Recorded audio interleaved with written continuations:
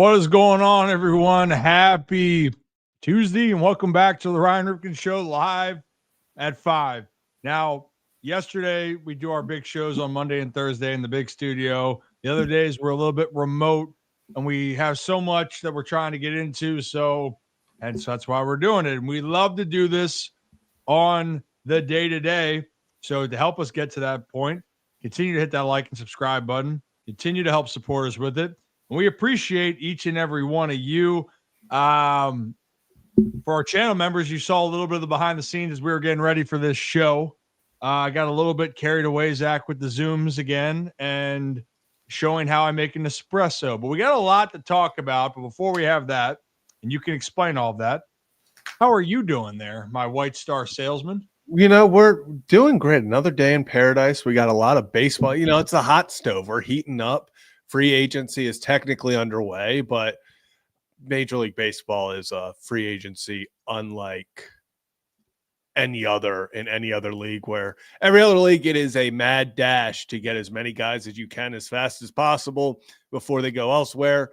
In baseball, it's almost wait as long as you can for these players to get the best deal. I mean, unfortunately, it is not uncommon for these things to go into spring training. So hopefully as we keep doing this, the hot stove keeps heating up, but it's definitely warming. The rumors are flying, and there's a lot to talk about. A whole lot to talk about here. And Ollie, we're not gonna play with this ball. So I love my pup, but I think my pup loves this more than anything else. He just dropped this in my hand. Do you blame him? Just like his dad, he loves just playing ball, you know? It could have gone so much worse with what was going to happen there. Anyway, we're going to have Tim Kurkjian join us this episode. We're going to talk a lot about the offseason. Could ask Tim a lot of questions, baseball related, not baseball related. He's one of our favorites, so insightful, so knowledgeable, and just one of the great guests that we've had on here on the show. So we will talk to him about that. But Zach, where do we want to start? Because there is a lot to get into, but maybe it's the story that has to do with, I guess it's a first for one manager, and a veteran manager apparently isn't as happy about it.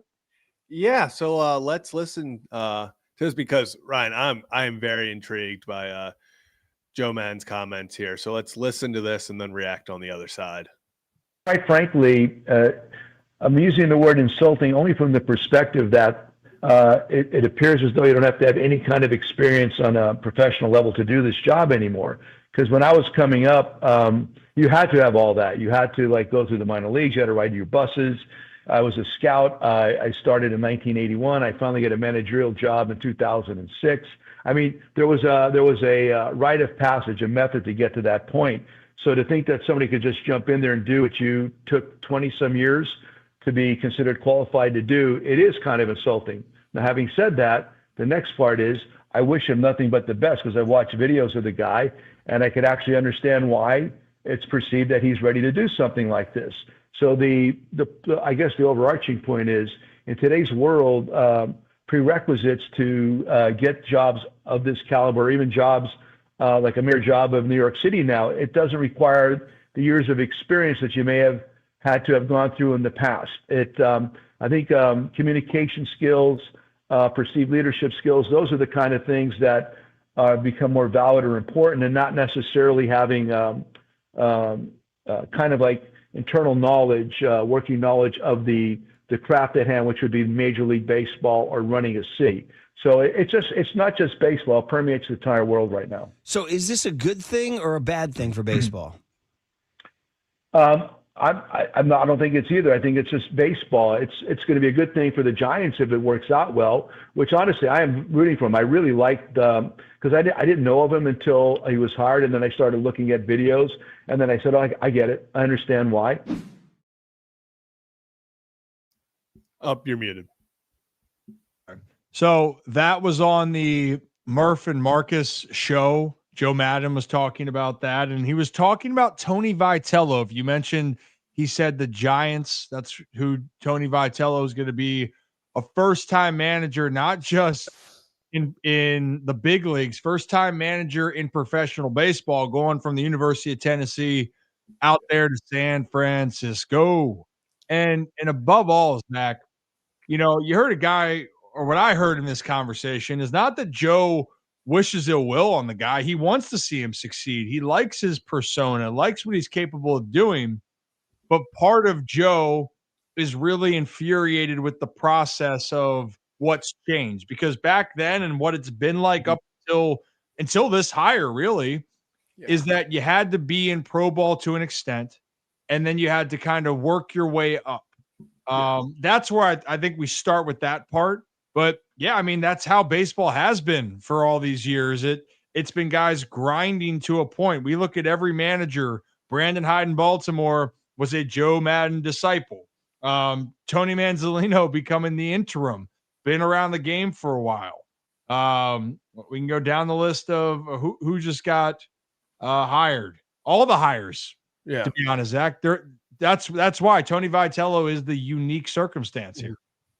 Yeah, this as he was talking, I just kept on thinking about, I think the best way to put it is, you know, that little, you know, scene in Malcolm in the Middle where he's like, the future is now, old man. It kind of feels like that, because baseball's catching up. You know, we've seen the moves in the NBA from college right to coaching and being the head coach. We've seen moves from college football into the NFL and becoming a head coach. And it felt like, yeah, this is the first time, like, he's not lying. Like, this threw out everything. The Giants threw everything that baseball's ever known about the process of becoming a manager out the window. But that, you know, I don't think that means that Vitello is any less qualified, you know, especially in this day and age. If this was 2, 3, 5, 6 years ago, I would agree. You know, I'd agree that, hey, this is a little bit weird. But with NIL, all of that, these guys playing in college are professionals now. You know, it's at that level where they are getting paid. Sometimes these guys are getting paid a lot more than the guys in minor leagues. So you have to handle that. You know, there's a whole different feel to it in minor league baseball compared to college baseball now. So no, it is not a usual hire. He did not go the conventional way. But I don't think it's a bad thing. I think this might be the door opening for Major League Baseball to catch up in some sense to the other leagues of, hey, it doesn't have to be all the guys in this league that can lead a team to the promised land, you know, to put that team over the hump. There's some damn good baseball minds in college baseball that if they get the chance to manage in the major leagues, they can stand up and be one of the top guys. Yeah, I mean, the reality of this whole situation, it's, are you capable to do the job? And the job entails to win ball games. And that's the goal. Whether you've been in the minors coaching for 20 years or you've been on a staff, winning is the focus here. And so when I opened up with those, just explaining, Joe's frustrated with that. But my personal opinion, Zach, I'm with you here on, you're looking for the right guy. And if Tony Vitello is the right guy, that's all that should matter. And when you're looking at the next wave of coaching, you're right. College baseball has changed from where it was. But the biggest challenge that I'm curious to watch is how Tony Vitello goes from running a college program to then handling a big league locker room, because he's going into a place where it's a different style of how it's run. The college game is different than the big league game. And the big league game is also, sorry, let me back it up. College is different than pro ball. And then from in the minor leagues to get to the big leagues, there's a different sense of what you're doing. And so I'm really just curious how you're going to run the day to day. But you saw it in the NFL, Zach. Sean McVay, young coach. Mike McDaniel, who I know people, hey, they're back now because they beat the Bills. But Mike McDonald out there with the Seahawks. You're seeing younger coaches come in. And in baseball, by the way, we've seen younger managers come in and younger GMs, executives. The Tampa Bay Rays, it was Kevin Cash. Stephen Vogt just retired and took off his jersey as the player and put it back on as the manager. Craig Albernaz being hired for the Orioles, he's a young manager, relatively speaking. So I don't think it should matter. It's just, if it doesn't work, Zach, if Tony Vitello isn't successful, then I don't think we're going to see many college coaches make this jump. But if he is, then now all these executives are going to have this broadened view of, well, wait a minute. If I like this guy as a coach, I'm going to be willing to take a risk. I think this is where it all comes down to. And I'm really excited to see how it all plays out. But it's all about winning. Like the Giants, they're like, Buster Posey isn't going to hire this guy if he doesn't expect that this is going to lead them to get back to being in contention. Yeah. And that's the thing. It's like winning fixes everything. We've talked about that how many times. It's if Vitello comes in and they win, they go to the playoffs, this opens up the door. But we talked about the second Vitello was hired. We came on the show and we said there is so much pressure on him, and not really for himself, because I said for him, if he fails here, he can pick whatever team he wants to go back to coach in college, and they will offer him a bag for it, But when you think about other college coaches that maybe want to make that jump, this is a big, big, big test for those guys. Because if he goes out there and suddenly the Giants are in the NLCS next year, they make a big jump from floundering at the end of this year to all of a sudden they're in it. Then suddenly that changes how you conduct your coaching searches. And maybe it's not even have to be a manager. Maybe it's all of a sudden, hey, we want that guy, the bench coach from such and such, Joe, I'll show you, from Arkansas. We want that guy to be our bench coach. Vanderbilt, their first base coach, I think he's got a lot of experience. I think we could, use someone like that. I think it opens up that, but it all starts with, Vitello's gotta show that these guys can do that and you can make that jump. I saw some people in the comments talking about it earlier, and I agree, guys like Stephen Vogt, less than a year, he served as the Mariners. He retired, got hired as the Mariners bullpen and quality control coach. And then within a year was hired to become the Guardians manager. So he didn't go through that grind of, going up. You look at a guy like the example that was used in the comments, an Albert Pujols, obviously he didn't get a job, but he was interviewing everywhere. Guys like Kurt Suzuki and Craig Stammen, they didn't coach. They were actually in executive roles, as assistants to the GM. So I think this is where baseball is now, is there's so many ways to get to becoming the manager, to find your head guy. I'll even use this, Buster Posey, taking over as GM. That wasn't something where it was like, oh, no one heard about Buster Posey working his way through the ranks. Buster Posey had become Mr. Giant.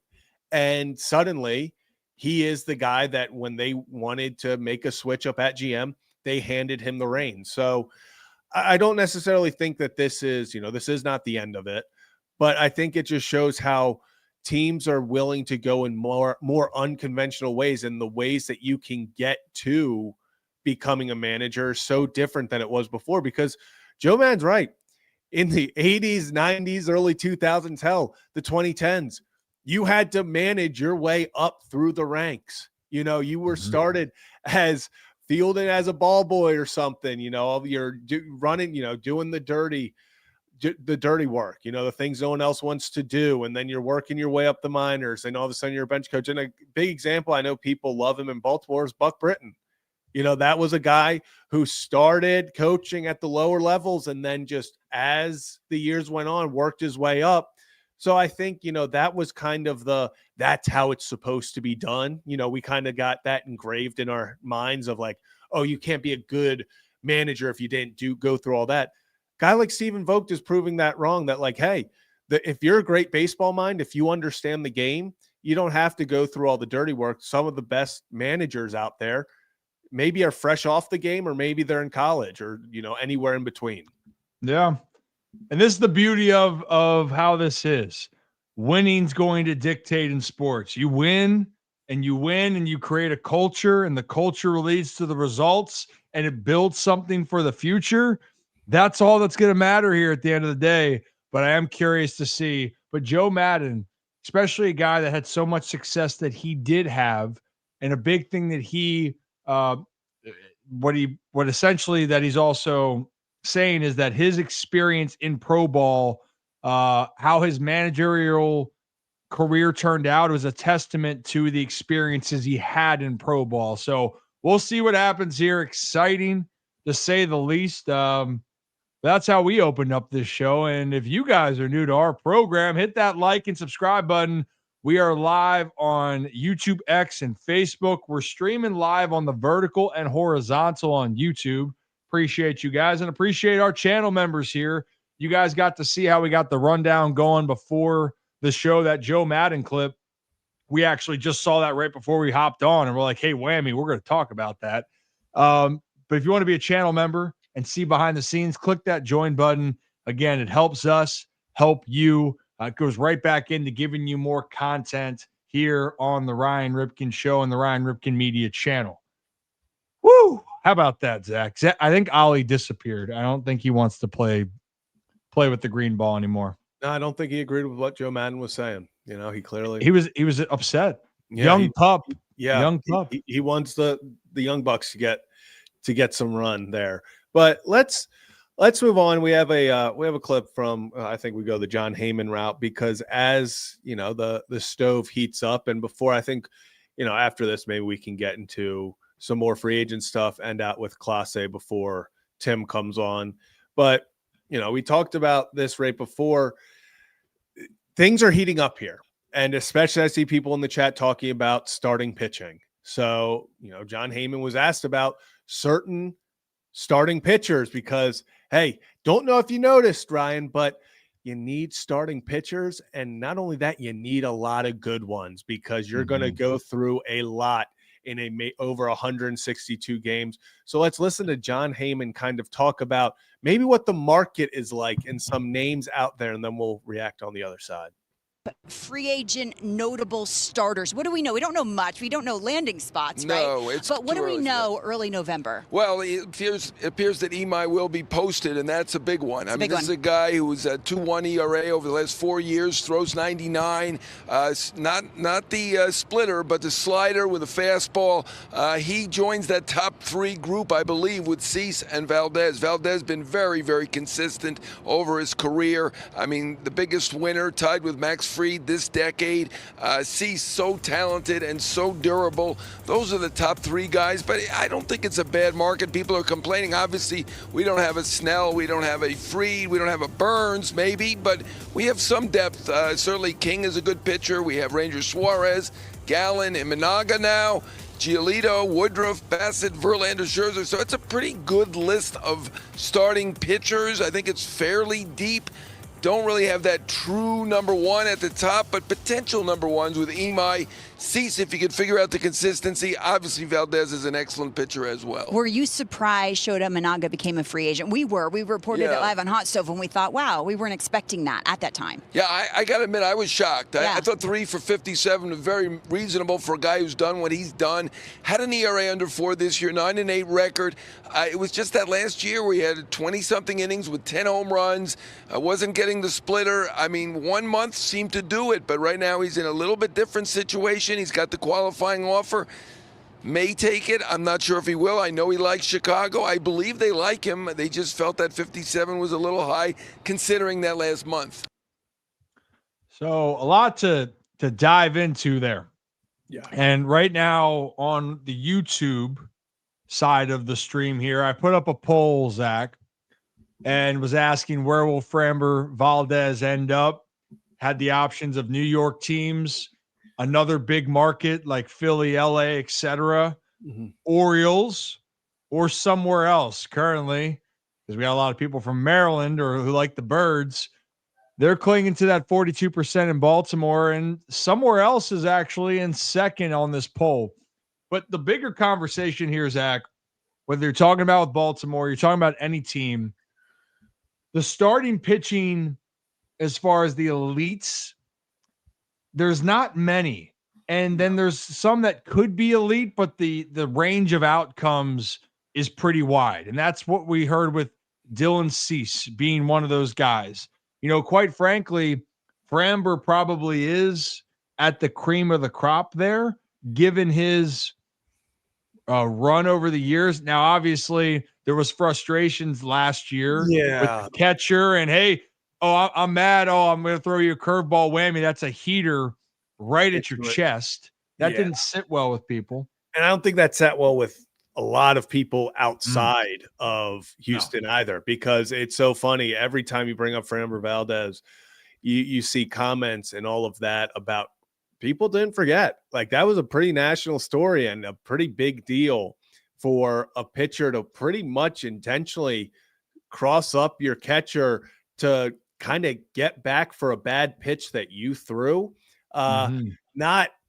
Not someone that, I think personally fits in Baltimore. It sucks because I was so in on, I thought it was the first, the perfect kind of storm of him, that reliable starter. He eats up a ton of innings because the talent is there.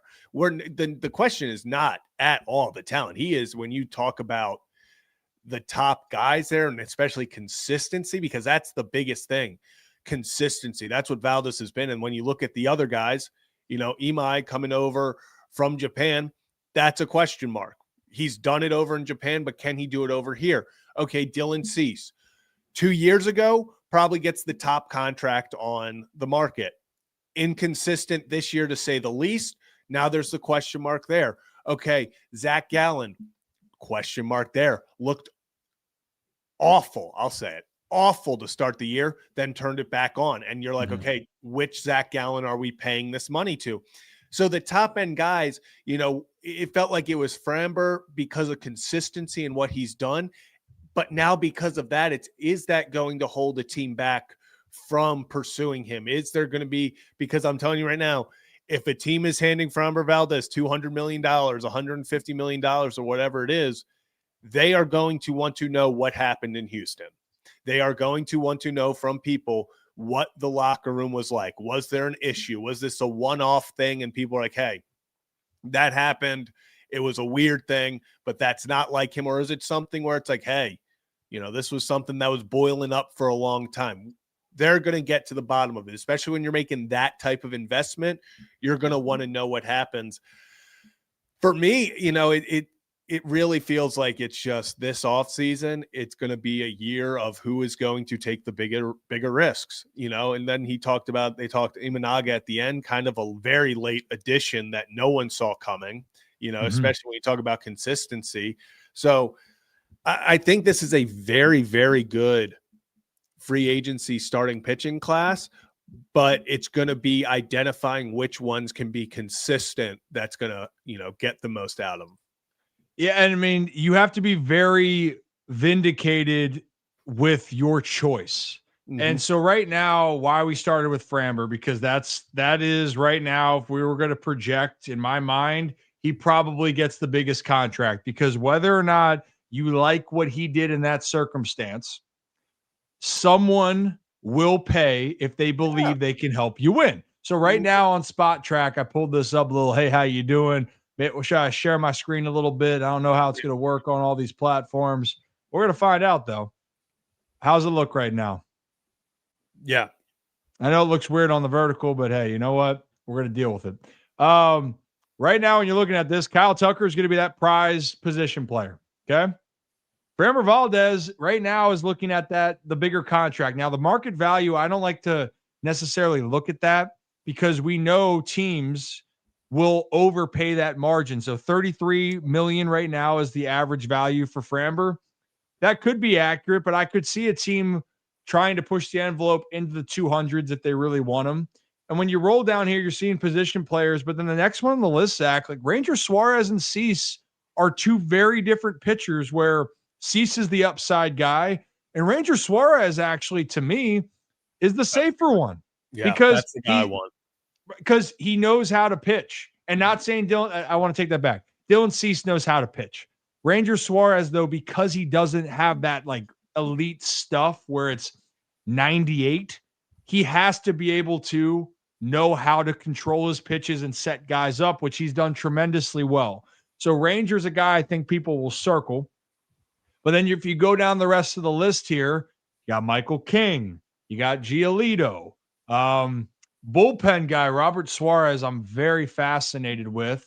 But as we go down this list, right, you're wondering, well, what are these contracts going to be? You know, and Imai, that's one now coming from Japan. What's the value going to be there, Zach? You know, what's going to happen there on top of all this? So if you're and right there, I mean, it looks like his posting windows, opened and teams will have 45 days to work something out. I mean, the dude's striking out more than one batter per inning. 1.92 ERA is fantastic. There's still a huge, obviously, gap from going from,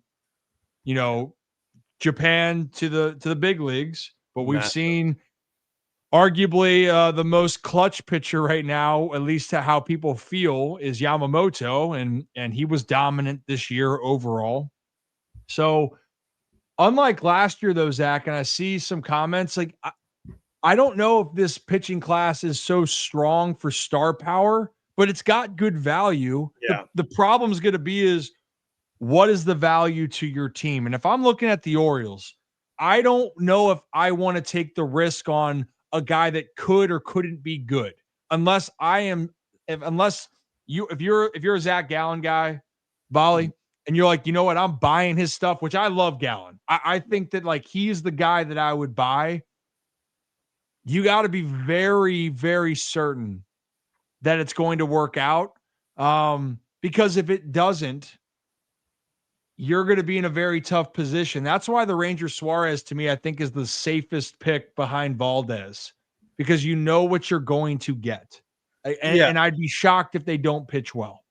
Yeah. So, just kind of going over last year's class, so many people want to talk about like, it's not last year's class. It's not last year's class. Last year's class was big three and then a drop of all drop-offs. It was Blake Snell, Corbin Burns, Max Fried. If you didn't get one of those big three, you weren't really feeling great. You didn't have a quote-unquote number one after that. The best guy after that, it was Nathan Eovaldi, who, I mean, everyone it felt like wanted, but you go past that, none of these names, Sean Manaea, Luis Severino, Yosei Kikuchi, Nick Martinez, Walker Buehler, Jack Flaherty, Frankie Montas, Max Scherzer, Justin Verlander, Charlie Morton. That's from best, most money given to least. And that's right after Fried, Burns, and Snell. So the drop-off was massive there. But then you look at this 2026, team or group, and you just have so many guys. You have Valdez, you have Ranger Suarez, you have Dylan Cease, Michael King, Zach Gallen, Shota Imanaga. Merrill Kelly is a guy that I think doesn't get enough talk about. I think, yes, because he's older. He's been very, very solid. Imai now. So I think there's not that automatic three where you knew if you were signing Snell, Fried, or Burns, you knew what you were getting. You knew we're getting a number one. There's some risk now in these guys, but I think the depth and overall, I think there is more.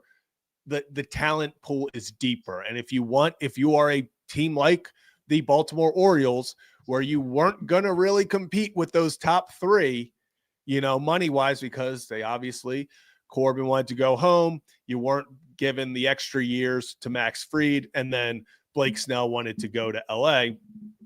It feels like this is more of a market for a team like the Orioles to have success in. Yeah.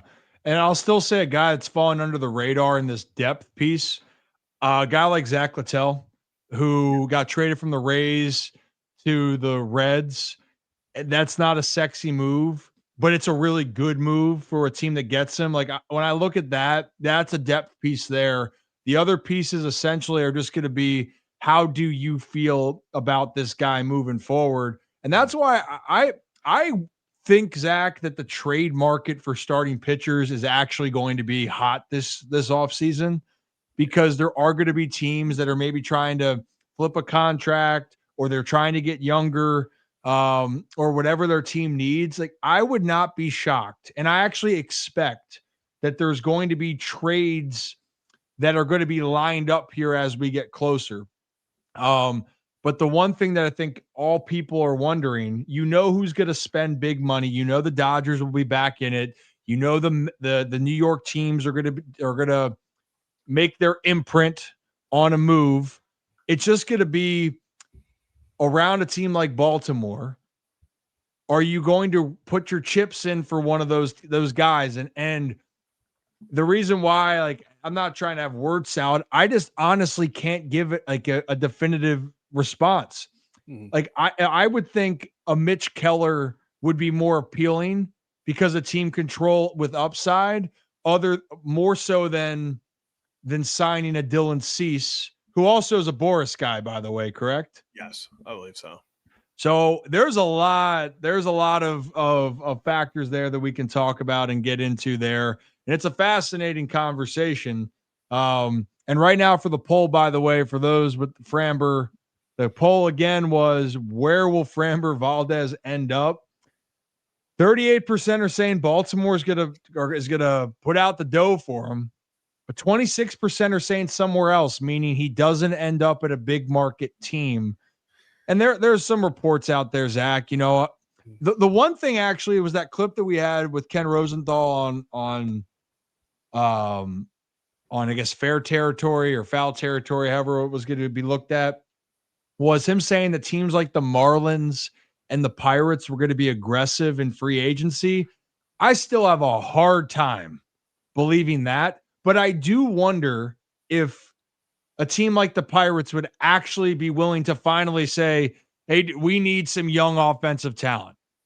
We'll do it. We'll give you one of our pitchers, not Skeens. He ain't going anywhere. Skeens ain't going anywhere. He ain't going anywhere. And you know what? Another name, since we talked trade, Zach, so I'll finish the thought with the Pirates. So the Pirates, though, like, Mitch Keller is one of those pieces if they want to give him up. They have him. They have Jared Jones. And their number one pitching prospect. Why am I blanking on his name? They got Chandler. Yeah, Chandler. So they got dudes over there, which, again, you got a great pitching staff. You're going to be in a lot of games, but the Pirates have desperately needed offense.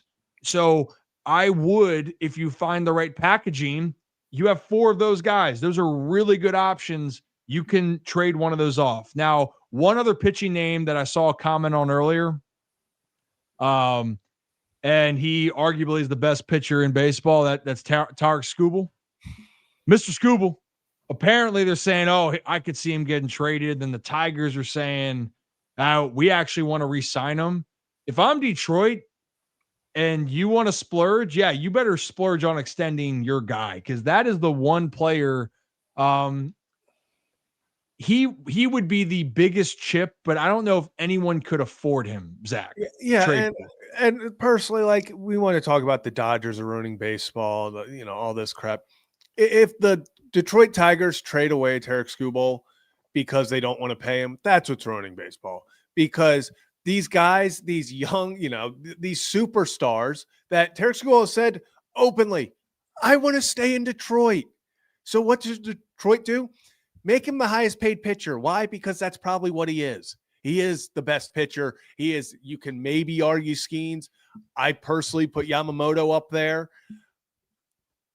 That's it. Like, if you want to argue past 3, I stop listening. I don't think there's any argument saying that Tarek Skubal is not a top 3 pitcher. You need to keep that, and especially for the Tigers. I know it didn't end great at the end of last year, and oh boy, was it tough to watch towards the end. But this is a generational. This is a once in every 20 years type pitcher that you get through your farm system. He wasn't its top prospect. One of my favorite things is, I believe it was like 2018, 2019, the names that were above him in the Tigers prospect rankings. He was like 24th. Like, this was not a guy who was supposed to be the best pitcher in baseball. So when you get that guy, you have to keep him, especially for a market like Detroit. You have to keep these guys. So I've said it before, unless a team makes you an offer that you physically become uncomfortable reading out loud because you're like, there's no way they just offered us that's one thing. But if you're trading him because you want to trade him because you don't want to pay him, that is what's wrong with baseball. Yeah, I mean, the Tigers too, you're so damn close. Yeah, you were. I mean, this year they were. This isn't the Pirates, a rebuilding team. No, I mean the Tigers right there. They were the best team in the American League until you want to talk about completely crapping down your leg, just to poo down your leg. But they still got in and they beat the Guardians in the wild card round, which is the part. And then they are one game away from being in the ALCS. They're one inning away, one swing away from being in the ALCS. So you're there. You're right there. You trade away Scooble. What are you trying to get closer to? You're going to take more steps back. Yeah, if you get pieces, great. And you're going to say we're going to be better for the future. If your goal is to win now with the team that you have, and they got a good bullpen out there. AJ Hinch is a great manager. That's you have what you need. You lose him.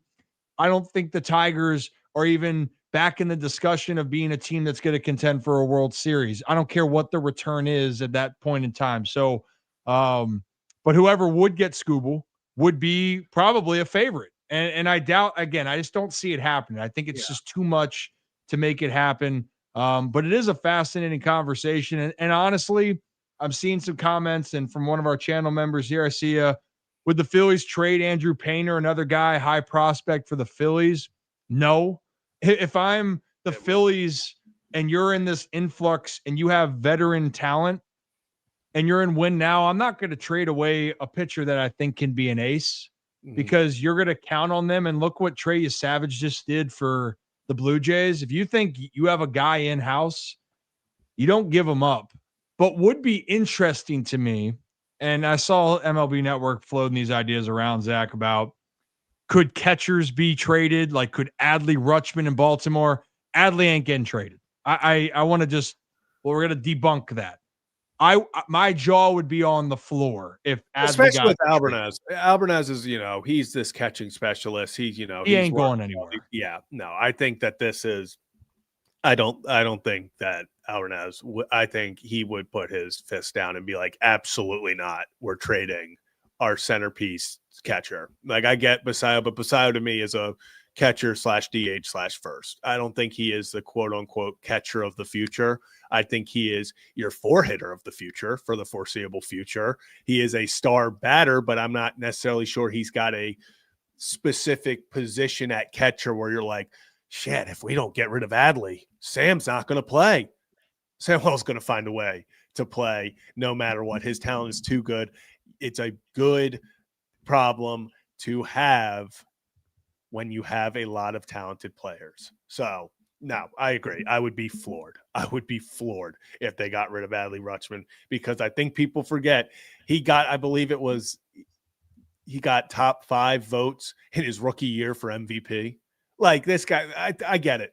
He hasn't been healthy recently, but let's not pretend like Adley Rutschman at his best hasn't been one of the glue pieces. I always say it. They're not the superstars. They aren't Gunnar, who can win a game by himself. But when you talk about guys, when they're going right, Westy and Adley change the entire lineup. Mm-hmm. They really do.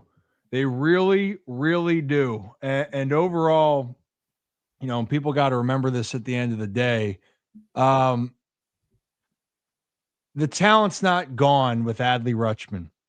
The biggest issue for him over the last 2 years has physically been not on the field. He stayed and battled in 2024, but mentally he was in a bad spot. Physically, it looked like in June he was turning it around, Zach. He looked like that Adley in June. Well, here he is. He's getting hot.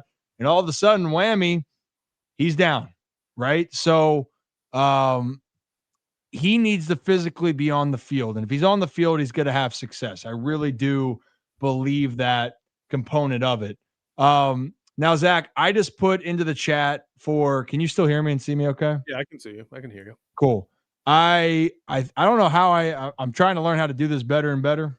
But I put a Q&A as what is your MLB offseason hot stove thought or question? So for our channel members, want to open that up to you guys or any super chats that we can talk about because we got a long show ahead of you guys. And if you're new to the channel, hit that like and subscribe button. Tim Kurkjian will join us in the second hour of the show to talk ball, talk about what's going on.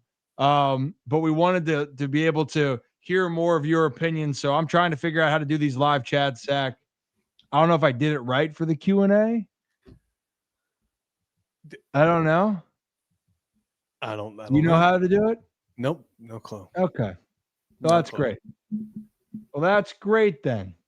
One of the conversations that we've seen a lot though is, where do some of these high profile outfielders go? Where do these position players go? And we'll get to all that in just a second, but I do want to shout out one of our sponsors and partners here, Merit Clubs, by the way. And you guys know they've been a huge part of helping us grow, and we've appreciated everything with them. And if you're looking this holiday season to get back on track or join a great community, well, Merit Clubs is offering a early Black Friday sale, $1 enrollment, and also they're offering a 3-day free pass if you just wanted to try that. A 3-day free trial, free pass.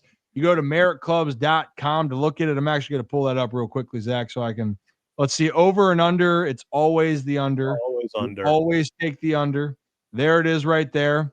Free trial. Hey, how you doing? 3-day free trial pass to test it all out there. And how do you spell free and/or $1 early enrollment? MERRITT.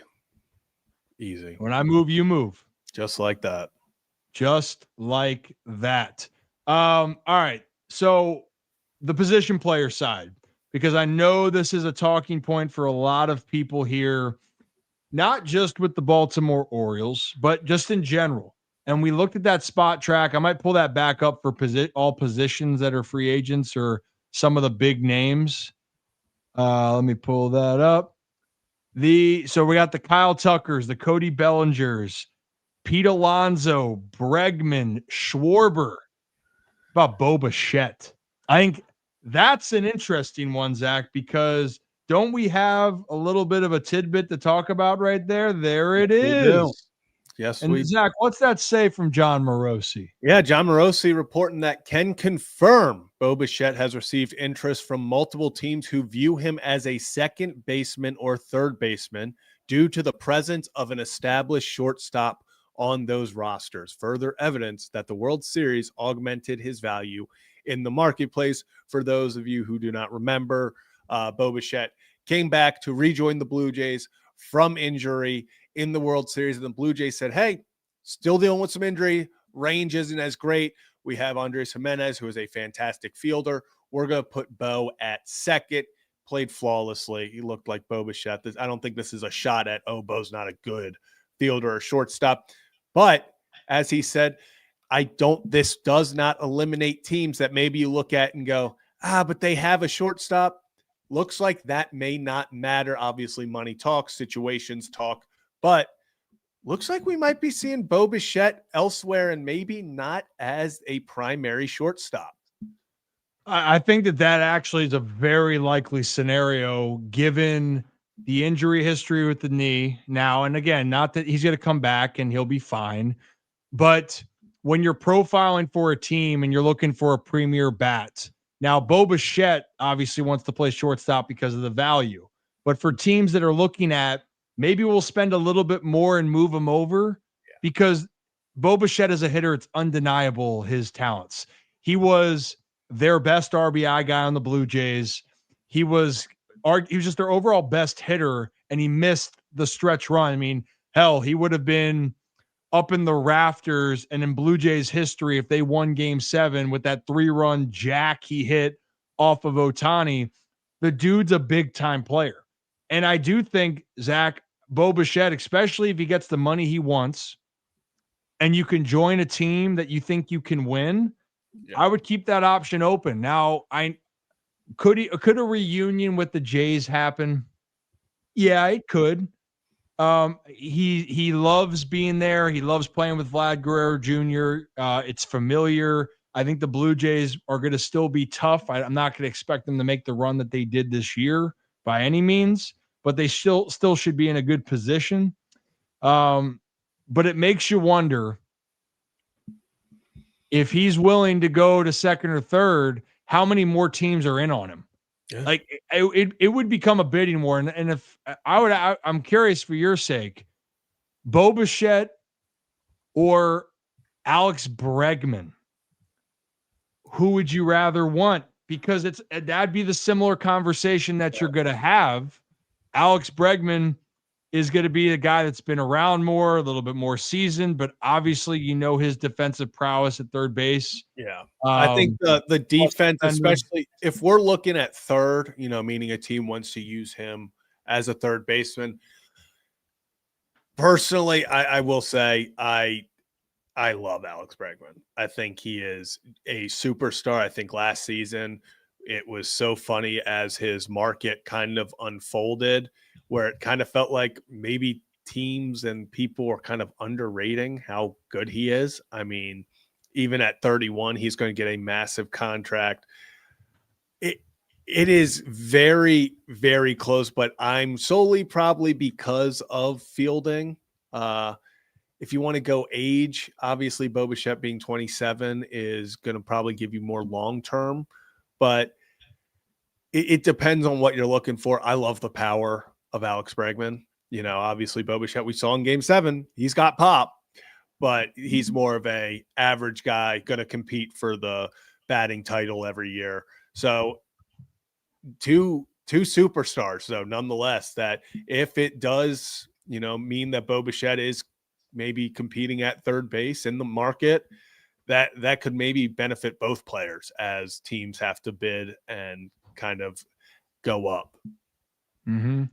And, shout out Brooks.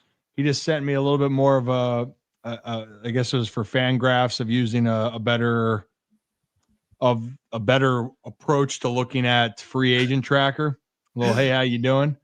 Not all that doesn't go unnoticed here, Brooks. Right there, if you look at it, you can see that, Zach? Yeah, we can see it. So right now can I zoom? Does the zoom help? Yeah, perfect. There we go. Oh, boom. So the one that's got the big bop, when you look at all this, you're looking at Schwarber. But when you're looking at the infielders, like Bo Bichette is fascinating being 28 years old compared to Bregman, who's 32, but you know what you get with Bregman. But it's going to be to me, that's going to be a smaller contract than Bichette. Bichette should get more based off of just age. Yeah. But those are going to be the two guys. And then Suarez is interesting because he kind of still profiles as a power guy, but you could put him at DH. So really, when you're looking at that list, Gleyber Torres is going to be involved in this situation. But mainly, you're looking at Bo Bichette and Alex Bregman as guys that can be a help to you defensively as infielders with pop. The bigger question is going to go, what's going to happen in the outfield then? So the infielders, we know with those situations. Outfield, man. Cody Bellinger, Kyle Tucker, those are the premier guys that teams are going to want to take. And then it falls off because Schwarber is an outfielder, but he's not. He's a DH. Kyle Schwarber ain't. I've seen things that I mean this wholeheartedly. I would be less surprised seeing Kyle Schwarber get time at catcher again, like he started his career, than going back in the outfield at this point, because he not the most fleet of foot at this point in his career, but you take that when he's hitting you 55, 56 homers a year. So you kidding me in this economy? Exactly. So this, I mean, I don't want to say it's a weaker class, but it feels like everyone plays the same positions. Obviously, Eugenio Suarez, Pete Alonso, yes, they're third base, first base, but those are two boppers. Bregman being your kind of quintessential third baseman. Bo Bichette, we now see, is going to be, where do they want him? We could be sitting here talking all day about him playing third and second, and then he signs with the team that needs a shortstop, so he's kind of that jack of all trades right now if you're looking to move him into the, equation. But Ryan, for you, let's talk about with Bo Bichette, because I know people in the comments are, mostly Oriole fans. And, if you're not, hit that like and subscribe button if you're new. Bo Bichette, a guy like him in Baltimore, do you see it happening? Could that be a fit? And then the biggest question is, who would you move? Oh, look at you throwing the questions around, Bali. I love Bo Bichette as a hitter. Yeah. I think wherever he goes, it would be such a boost to an offense. Would I want him in Baltimore? Absolutely, I would. I don't see the Orioles making a move for Bo Bichette. I don't see them moving a Jackson Holiday or Jordan Westburg to the outfield, because that's what it would require. It's either you move a guy to the outfield or you move them. And I don't see that happening either. So if that's the case, your infield is set, at least in the middle. You got Jackson at third base of Westburg. Westburg, Gunnar, all-stars. Jackson Holiday.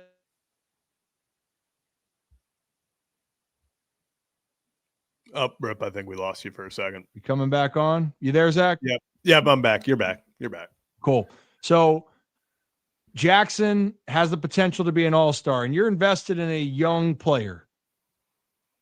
If you make the move for Bo, you better have another plan. Because Bo, if you plug in right now, it's no knock to anything with Jackson. Bo, if you expect him to be that hitter, he would be an upgrade over what Jackson as a hitter. Upside for Jackson for his career, I'm buying the younger, talented Jackson Holiday, because I'm a big believer in his pedigree, his ability. It's going to take time. Man, dude, I would hate to see. I really think, and I hate to say this, I got to look at the lineup, but Bo Bichette going to a team like the Red Sox would scare the hell out of me, because I think it would fit so damn well with him playing in Boston. Would you, okay, now real fast, if you're the Red Sox, Bo or bring back Bregman? Oh gosh. How much are you willing to spend? Would you bring back both? If you do that, I'm not going to lie. You throw the Yankees. The Yankees wouldn't scare me at all. I would be like, it's the Red Sox division, and probably the Red Sox, they probably go to the World Series at that point. Yeah. I mean, the thing is, I look at with the Yankees, and this is where I'm looking at with Bo. It's like, I think he goes to a big market or he goes back to Toronto. But when I'm looking at the big markets that make sense, it does make sense in the AL East. Like, it truly does. I don't see the teams in the Central giving out cash for him. If you go to the AL West, the Rangers have Semien and Seager. You have a third baseman over there, and Josh Young. Josh Young. But who's the other one? There's another one that was that Young lost his position to. I'm blanking on it, but my point is, National League then does a big market team over there pay out for him? Maybe, but teams that desperately need bats, the Yankees are number one. You're thinking Josh Smith. Josh Smith, yep. So it is Bo Bichette would fit really well in Baltimore. I just don't see it, Zach. I don't see how you do this, especially if you're committed to the young core. If I'm Boston though, and you're looking for a second baseman, I would overpay for Bichette. I would. Yeah. And that's going to be, because then Boston, if we're talking about them, obviously all of a sudden, a Marcelo Meyer becomes expendable there if they get Bichette and the Bregman, or so then if they move him to third, right? If you move Bo to third, then you're fine. Man, dude, I am so such a Bo believer when it comes to him swinging the bat. I honestly think he's one of the most underrated hitters in baseball, because he was hurt this year, but he was quietly one of the best hitters, and no one really was talking about him, at least I thought. Yeah, and actually that's a good segue because we want to talk about underrated players that are maybe some of the best in the league, and this is moving more towards the trade market, but rumors now coming out that, the Diamondbacks are motivated in moving Ketel Marte. We saw this at the deadline. All of a sudden, we know the Diamondbacks were selling off all the goods, and that was a name that got thrown around a lot. And Ketel Marte, this is a guy that it does not matter. It feels like year in, year out. 23 at an 8.43 OPS, 24 he had a 9.32. This past season, 25 he had an 8.93. Batting 280, 276, 292, and 283 going down the list. This was a guy who just gets the job done. One of the best hitters that doesn't get talked about, maybe because of his career path, being in Arizona, being in Seattle. He was never on that big market team, producing MVP caliber numbers, because this guy who's in the MVP conversation now. It's Shohei's to lose every year, and they eventually took a big gap. But a Ketel Marte, it's interesting because I could also see him maybe winding up in a place like a New York. I don't know, maybe if Boston would trade for a guy with their young, prospects, but Boston has a hell of a farm system as well. This is another guy that I think, could really put a team over the top, because you add a bat like this to your lineup, that's pretty damn good. He is, and I wonder for Marte, is he a guy that can move around? Would he be willing to go to the outfield and be more flexible, right? Because I believe he's played 170 games in center field in his career, so he's played there. Right. So, in my mind, that's an interesting part right there. I think the other part that's a little bit that's going under the radar is you got to find guys that are going to fit your clubhouse and locker room. And there was the fact that the Diamondbacks want to get rid of Marte. Yeah. You don't. And it hasn't always been because of talent, at least from what we've heard. Yeah. So it's a very interesting discussion overall when you're talking about what's going to happen here. But I think the bigger part when you're looking at teams, and I think it's important for teams to identify their weaknesses. So if you're going around the AL East, the weaknesses for the New York Yankees is not having anybody else with Aaron Judge. So you need to go and get some bats. The Red Sox is just adding more talent to a team that has a good infrastructure. Blue Jays, can you run it back with the group and try to, bring in Bo and maybe get some other guys, which they'll be players. The Orioles have a young, talented group, but there's a lot of uncertainty now given what happened. So guys that I expect to play well: Jordan Westburg when healthy, Gunnar Henderson, Adley Rutschman, and I hate to say it, Zach, those are the three. Those are the three if you were to say right now, because there's unpredictability with the rest. And I love the makeup that Colton Cowser has and possesses, but that's a question mark. Do you take the next step? Jackson Holiday, you love the upside, but how does he progress? That's a risk. So what do the Orioles need? They need a veteran bat. They need to go get a guy. Do you want to add another lefty bat in Cody Bellinger when you already have a pretty lefty dominant lineup? I don't know. Maybe you want to. And that's why I'm fixated with the Bo Bichette. I don't see how it would fit, but damn, he would be so good for that lineup. Above all, his approach with two strikes, his ability, the bat to ball skills, I think it fits perfectly. And I saw this comment actually, where did it go? Do. And Dorothy joined yesterday, by the way. Welcome to the membership here. Appreciate you. Saying I hope the O's are active with free agency, but can we also start signing our guys to extensions? Is it impossible because of Boris? Well, Gunner's a challenge, and I can tell you this. Westy's going to be a challenge because of all of that. And Boris wants the most, and I can say honestly, the Orioles are being aggressive with that. That's a hard task to climb. But the bigger part of it is outside of Gunnar and outside of Westberg right now, Zach, is there a guy that you can wholeheartedly feel that you're going to give money to that you feel is going to be there with you the rest of the way? And because it's part of it is, will a guy take a deal like Sam Basayo? I bet Colton Cowser would probably take some sort of younger, like a little extension. Mhm.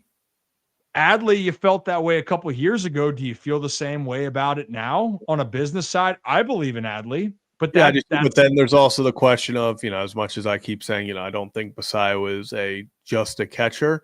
Are your two extensions being guys whose primary positions at this moment are catchers? Is, when we talk about the business side, is that the route you want to go? I'm not sure.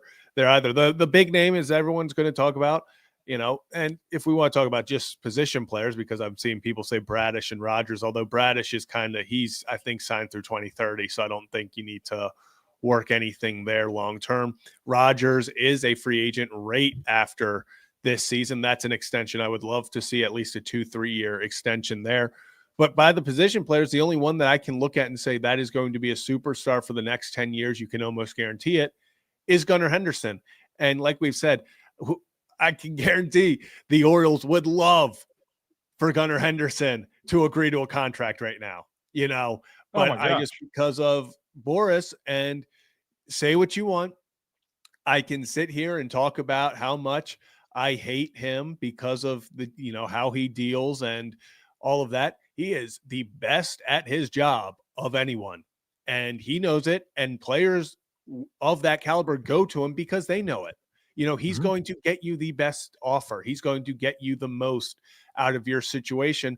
And one of his big MOs is he doesn't sign extensions early because he wants to get the most. And, that's what the Orioles are kind of fighting with right now. Yeah, and I understand people's worries about, can Westy stay healthy, just with that conversation. But at the same time, when he's on the field, it's undeniable that he is your best offensive player behind Gunnar Henderson. Yeah, like that's not an if, that's a reality. The dude, the dude bangs at the plate. Yeah. He can hit. He is gritty. He's everything you want for a guy that's playing the third base position as well. And he's versatile too. And now he's going to have to stay healthy. But the reason with this, Zach, is there's no doubt if he's healthy, what player you're getting. And that's the bigger part I want to talk about. But if we want to flip to the other side about extensions, I would even look more of how you do extend. And I saw a comment here from VT Raven or Bradish and Rogers. Now Bradish is going to have a little bit more time. Rogers is going to have to become a priority, and I would honestly be looking to lock him up. If what you saw last year is in some way can be replicated, in if he's half of what he was last year. That's what I say. If you double his ERA, I think if you double his ERA, he's still in the top 5 in Major League Baseball. That's how good he was. That dude was shoving. So for the Orioles, that's a move you want to look at here. If you're looking at extending, the pitching side, I think, is going to be a very interesting piece to look at. And quite frankly, then, Zach, you need to find a veteran bat, whether you're going to trade for one or whatever the opportunity is going to be. And I think we're going to find out also, on a different note, of what they're going to do with Ryan Mountcastle. That would free up an idea space of at bats. So really curious how that will all be. But I do think for the O's, I think they go and land one or two big arms out of the pen. I really do. And I would be aggressive there. And not, I think the bullpen can be one of your easiest parts to build because guys can come out of nowhere. Mm-hmm. High leverage guys are hard to find. That is something that you do need. And you don't want to mess around with that. So I would expect the Orioles to be more aggressive there. I as much as the offensive struggles and the question marks around philosophy are going to be, if you don't have the pitching depth this year, you're going to be screwed. I don't care how inconsistent your offense is going to be, you need the depth. And I think they're going to get 4 arms. I feel like they're going to get 3 or 4 starting pitching options that are varieties. They're going to get 1 or 2 leverage guys in the pen. Mm-hmm. That's why they brought back Kittredge, by the way. Yeah, which I they traded. Say, hey, dude, we need a guy like you because you know how to pitch in these moments. Great, you're coming back. That's important. So I think it's very interesting to see. Yeah, and then kind of the last little rumor we'll talk about with the free agency is because actually the Athletic said 2 different organizations have suggested maybe the Orioles are an under the radar team involving a certain superstar.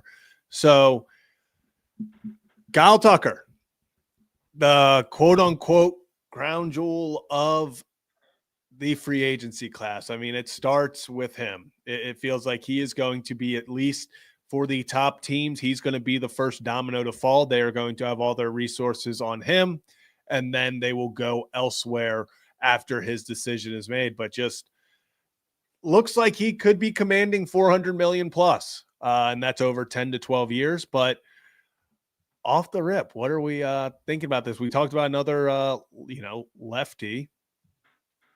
But what are your thoughts? I really am curious of what the money amount's going to be. It's going to be more than he's worth. Oh my goodness! I mean, again, the great thing is if you're a lefty hitter, and I know there's a lot of lefties already for the O's, but if you're a lefty hitter and you come to Baltimore, it's a great place to come hit. That would be a big signing. I don't know in the priority list if they're going to go with that option. Yeah. And I hate saying that, but I mean, what's his projected contract going to be? I had it up 400. It was 10 years, 401. Yeah. And then you got to ask.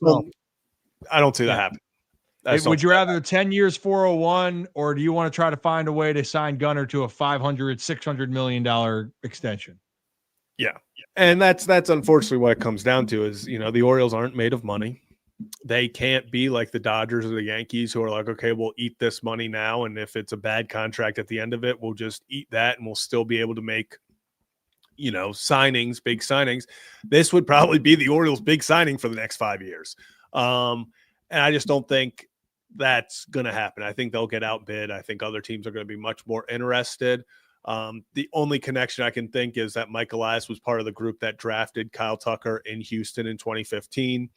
But besides that, I don't see it. I just don't see really a path that Kyle Tucker ends up in Baltimore.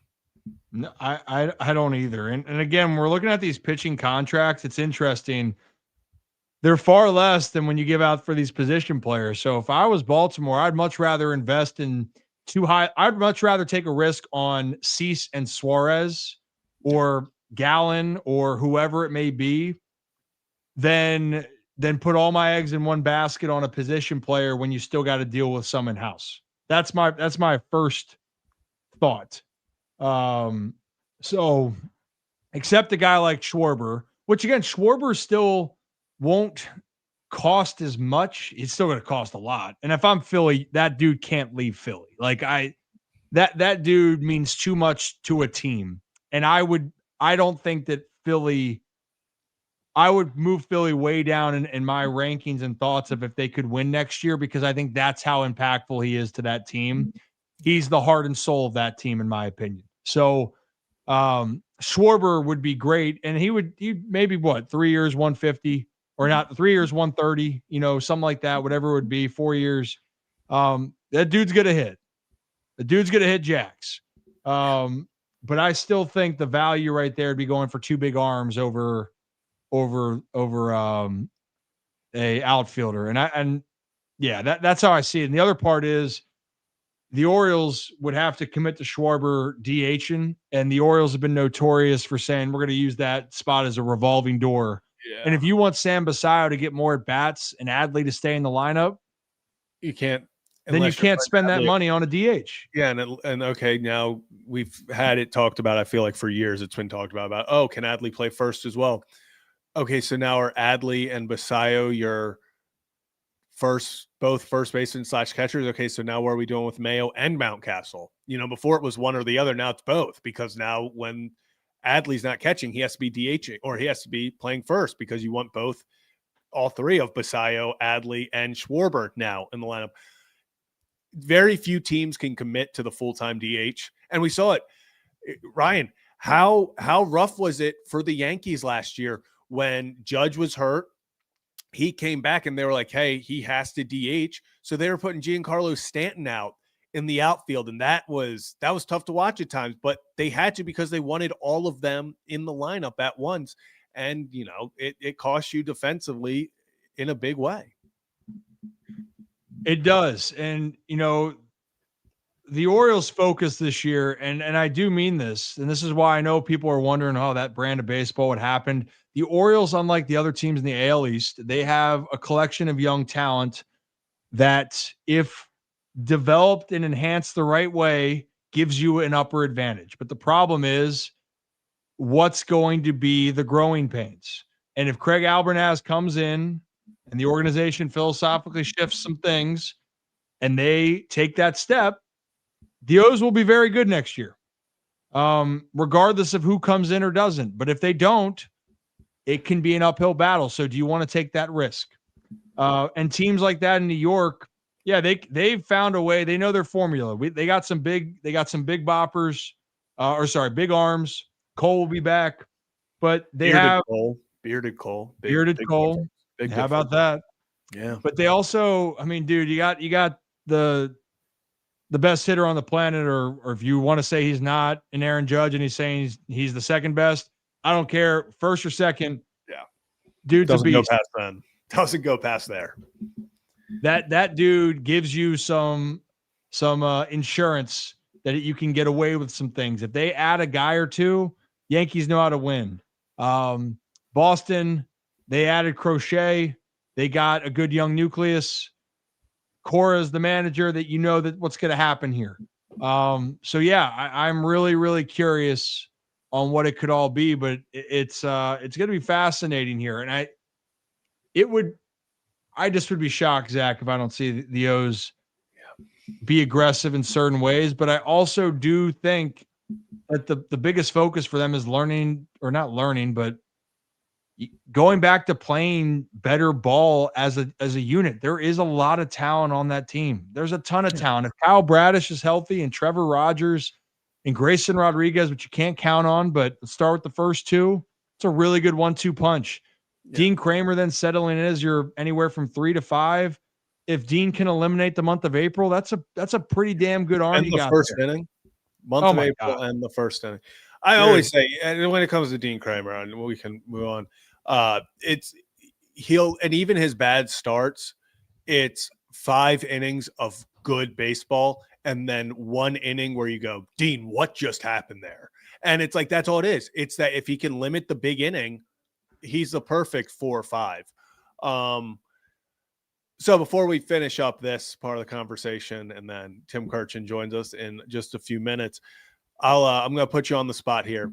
Of all the free agents we talked about, we've talked about some big names, maybe even if you all go trade market. If you had to say that's a guy, I think, I'm not going to say, plant your flag, but if there's a guy that we've talked about that you're like, that's the guy I think realistically ends up in Baltimore, who is it? Realistically ends up in Baltimore? Yeah.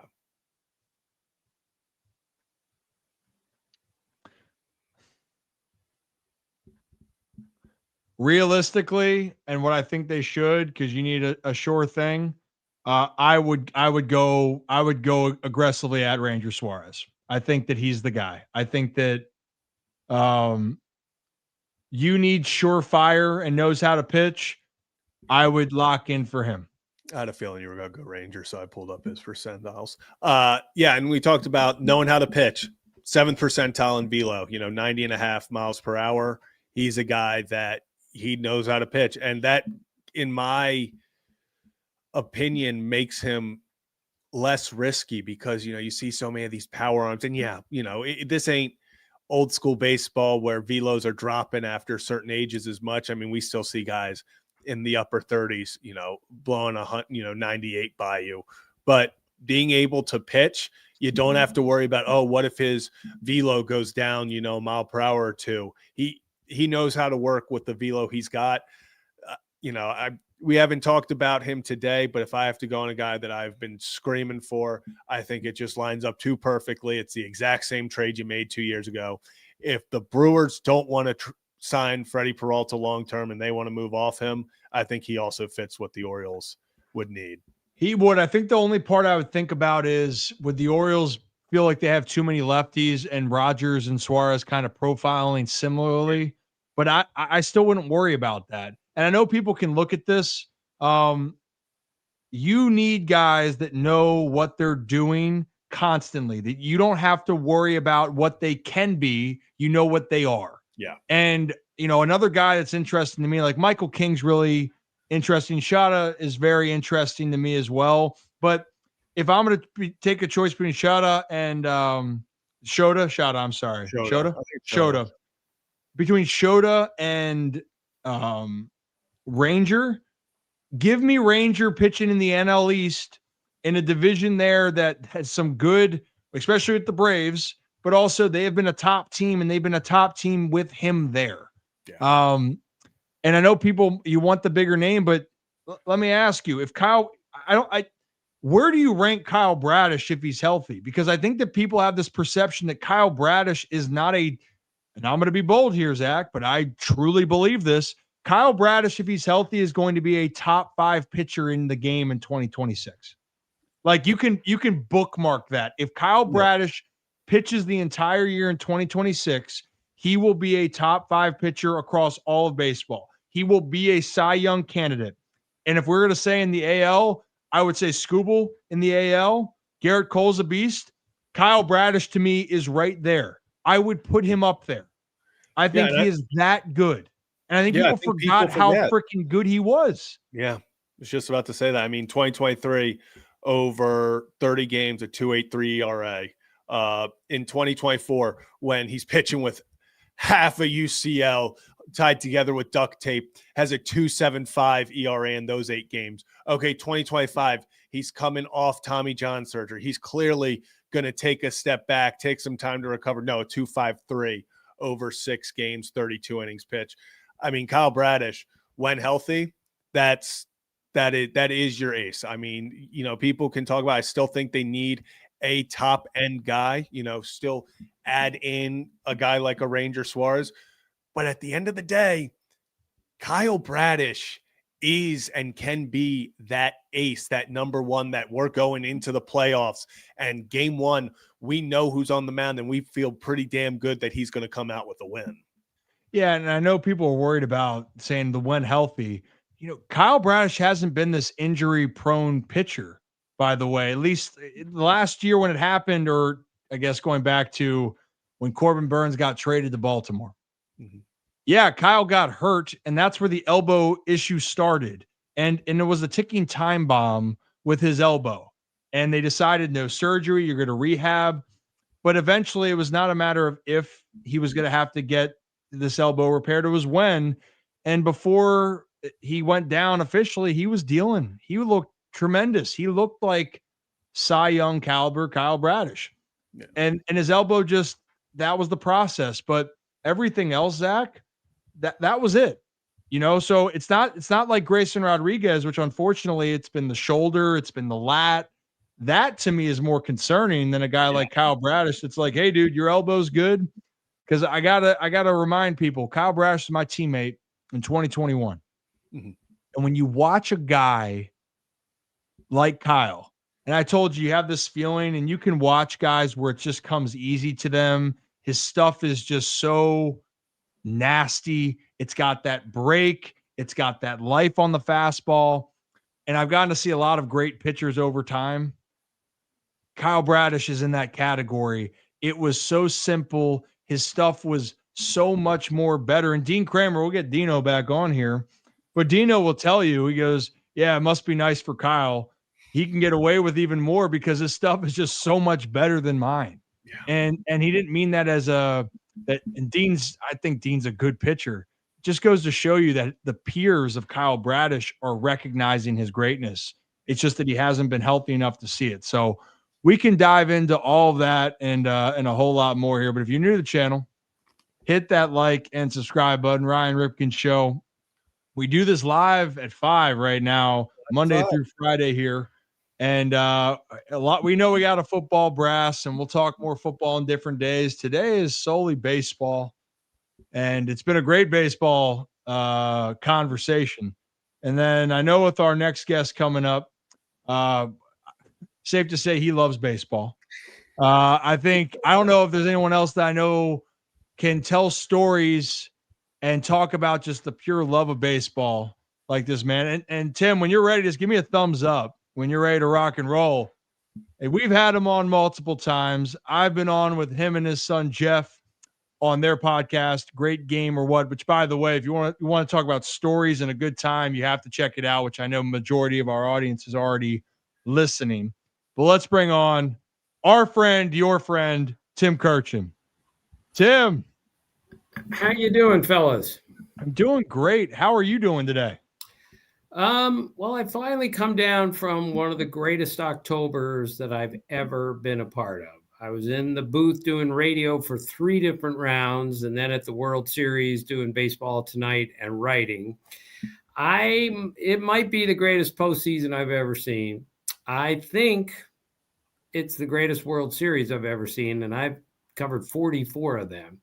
Game 7 might be the greatest Game 7 I've ever seen, and I've seen 26 Game 7s. I counted them in my life. It just shows you again, fellas, I don't care how corny this sounds, there is nothing better than baseball, and there is nothing close to being better than October baseball. That baseball was so good to watch. The storylines were everywhere. And even though it was a little uneven at times, and it was a little sloppy at times, and it was flawed at times, it just kept your attention. It was so interesting. It was so compelling, and it was so fun for basically a month.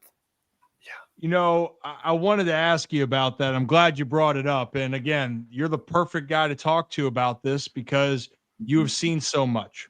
And you just mentioned how this was one of the best postseasons you've ever seen. From the viewer from thousands of miles away, it felt that way watching it. I couldn't take my eyes off of it, Tim. But do you have maybe a moment of being there, whether it was from Game 7 or any part of this postseason, the behind the scenes of you either being on the field and maybe being in the crossfires down there, but any story that really resonates that can drive home that point?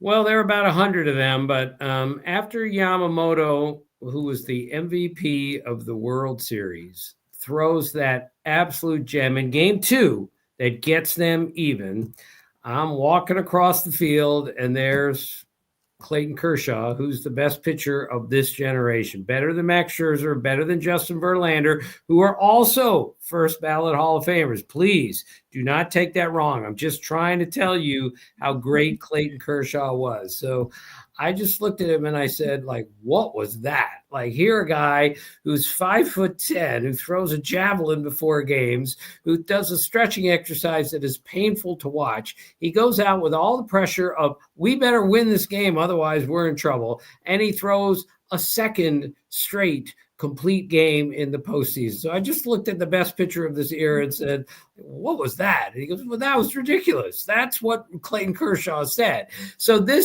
but there were a million other moments, a million other storylines. This is so off the beaten track, but I go in the Blue Jays clubhouse during the ALDS. So it's early on. Ernie Clement is standing there with his glove. It's an old looking glove. And I just casually said, is this your gamer? He goes, yeah. I said, wow. Anything behind that? And he goes, yeah, I bought this on eBay a year and a half ago. I bought it from a Japanese woman, Mizuno, on eBay. and now he wears it in the game. Now, he doesn't just wear it, Ryan. Zach, he is wearing it as a Gold Glove caliber second baseman and third baseman. And I think your dad, Ryan, would tell us there's a really big difference between second and third base, and he played them equally well defensively, and he got 30 hits in the postseason, most by any player in one postseason. And just another guy who doesn't even necessarily look like a great player. But at the batting cage or at Game 7, this is the discussions I have at the batting cage. Before Game 7, Davis Schneider tells me, Ernie, he could do anything. He's a great ping pong player. He's a great hockey player, shoots 65 in golf, and he's got 30 hits, and he's the best defensive player, one of the best defensive players in the league. These are the tiny little vignettes that I gathered through the whole month that I will never forget, because, it just is a time for people to come out and show everyone, look, I am really good. Ernie Clement did that. Yamamoto, we already knew, but he did that. And Vlad Guerrero did it too. So don't let anybody ever tell you that guy is just a big, heavy-set, unathletic first baseman. He can really play the position defensively. He can run way better than people think. He has great instincts for the game. I was so impressed with Vladdy Jr. after watching him for a month. And sometimes, fellas, you got to see a guy every day for 20 games to recognize how good he is. Yeah. I'm laughing because everyone was going, wait, the Jays are going to give that much money to this player, which, they're like, Vlad's good, but is he that good? Is he worth that money? And Tim, I talked to Mark Shapiro before the season started, or right when it started. And he said, and without hesitating, he goes, Vlad will be the best position player in our franchise history. He has the chance to be if he stays here, and we are going to try in every way to keep him here. And we know he wants to be here. And we know when the moment then is presented to him, we believe that Vlad's going to be the one to step up and make the plays. And he put on a show, Tim. He put on a show, to say the least. And here's how good John Schneider is as a manager. One of the great connectors, one of the great communicators, former catcher, minor leaguer, had all these guys growing up. He goes to Vladdy like midway through the season, and he's got a bar graph with him that he put together himself. And he says, I got 3 guys here. This is how they run. This is their running speed, all that. It's Aaron Judge, it's Manny Machado, and it's Vlad Guerrero Jr. And Schneider says to Vladdy, which one of these is the fastest? Take a guess. And Vladdy goes, I don't know. So Schneider said, you are the fastest of those 3. Now, I don't know about you, but I would not have guessed that running speed-wise, Vladdy runs better than either one of those guys. But according to John Schneider, he does. And this is what you have to see when you see him every day, watching him score from second on a single. I'm not saying it was breathtaking speed. I'm just saying for a big, heavy-set guy, he runs way better than people think. Hey, don't sleep on it, right? Don't sleep on that. Yeah, and Tim, before we get maybe into the offseason, one question for you. Game 3, obviously, everyone talks about going 18 innings and, just how incredible that was. For you, what was it like, because watching at home, it was this like, oh my gosh moment when Yamamoto starts running out of the dugout and he's going to the bullpen and he never gets in. But after just throwing a complete game, this kid is like, no, I'll go try to, I don't want a position player. And what was it like? Have you ever seen something like that in all your years of covering baseball? Yeah, I've seen it. I saw Madison Bumgarner do that. I saw Randy Johnson do that in 2001. And then, of course, we saw Yamamoto do it again in Game 7, where he actually got into the game. One day after throwing 96 pitches, he threw 34 pitches. I cannot believe he went out there for that long. I was pretty certain he was going to pitch one way or another in Game 7. I didn't think he was going to go 2 2/3 scoreless, finish the game with 34 pitches. A good reminder, fellas. Sorry to be the old man here, but our starting pitchers are capable of way more than we are giving them. And that kid said, our best shot to win the World Series is for me to finish this game. And the Dodgers used all 4 of their aces in Game 7. This reminded me of 2019 when the Nationals essentially said, we got 7 pitchers and we're going to pitch them every game if we have to, because that's our only chance to win the World Series. This was the Dodgers' only chance to win the World Series, was to use all those guys, especially Yamamoto, as often as they did. So yes, I've seen it before, and I've seen Game 3 before, 7 years ago at the same ballpark. But what that kid did cannot be underestimated. And maybe it's a reminder. Maybe he's different than everyone else. Maybe he's an alien like we talk about. But maybe if we challenge our starting pitchers a little bit more, they might respond a little bit more. You know what? Because Zach, I'll have you ask about some specific names here in a second. But Tim, preach into the choir, because so much nowadays, and I get it, you're trying to protect pitchers because you understand more than likely now pitchers are going to be injured or spend time on the IL. Blake Snell is a great example. He spent time on the IL, but guess what? In the postseason, well, he stretched it out and he proved he could be as dominant, whether it was in inning 4 or inning 7, because of the stuff that he has. And the biggest asset a team has of being a true ace is being able to take command of a game, whether it's a 0-0 and it's the third time through a lineup, or you're in a jam. You are counted on to be that guy. And,